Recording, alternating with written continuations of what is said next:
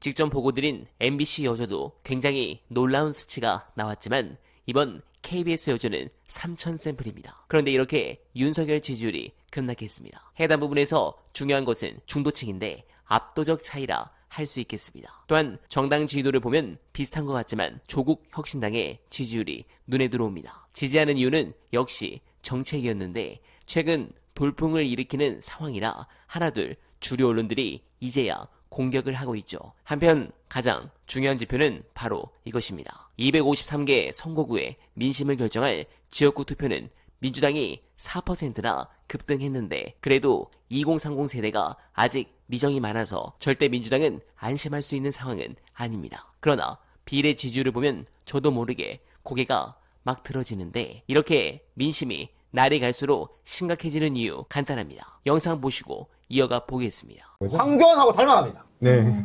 그래도 지난 총선에 폭로한 거거든. 국민의힘이 황교안이 그 짓 해가지고.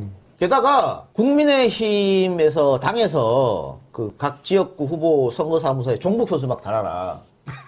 그랬더니 수도권 후보자들이 난 못 단다 했다는 거 아닙니까?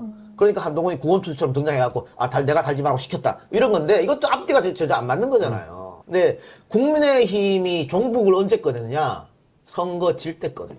그래서 지금 이걸 꺼냈다는 것은 굉장히 급박하다. 국민의힘 급박하게 돌아가고 여러분들도 뭐 언론을 보시겠지만 지금 조중동이 굉장히 아니다라는 상태입니다. 이대로 가면 다 지니까 다 죽으니까 그 상태이기 때문에 네, 그래서인지 저들은 또 장난질을 칩니다. 오늘 한동훈의 부가세 발언을 보고 정말 황당했습니다. 그래서 개인적으로 이 부분은 꼭 보고드리고 싶습니다. 지난 대선 패배의 이유는 여러 가지가 있었지만 저는 그중 결정적인 것의 하나가 재난지원금을 홍남기의 반대로 꺾지 못해서 선별 지급을 했던 부분이 컸다고 봅니다. 정확하게는 당시 문재인 대통령이 이재명 후보의 의견보다 홍남기 부총리의 의견을 신뢰한 결과라고 생각하는데 이게 40대가 줄인 자영업자와 그 가족들의 민심을 잃으면서 결정타가 되었다고 저는 확신합니다. 조금 강하게 얘기하면 이재명 후보가 대통령이 되는 것을 막기 위한 것이 아닐까 싶을 정도로 황당한 결정이었습니다. 왜냐하면 예산 문제도 홍남기는 돈이 없다고 재정을 철저하게 틀어막고 있었지만 윤석열이 당선되자마자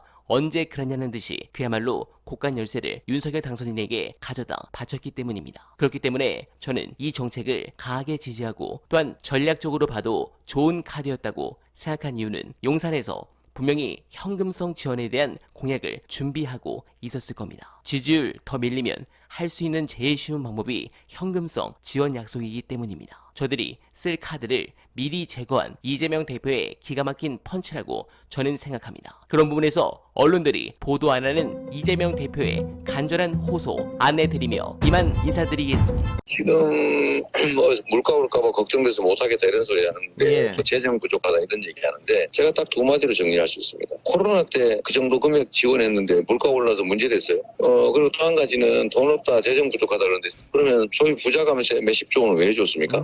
부자감세 해주면 그 몇 군데나 혜택 봅니까? 근데 이거는 전 국민 5,300만 원 혜택 보는 거죠. 예. 그리고 금액도 25만 원, 13조 원 밖에 안 되는데 지금 대통령이 이것저것 하겠다고 약속하고 다닌 것만 해도 1,000조 원이라는 거 아닙니까?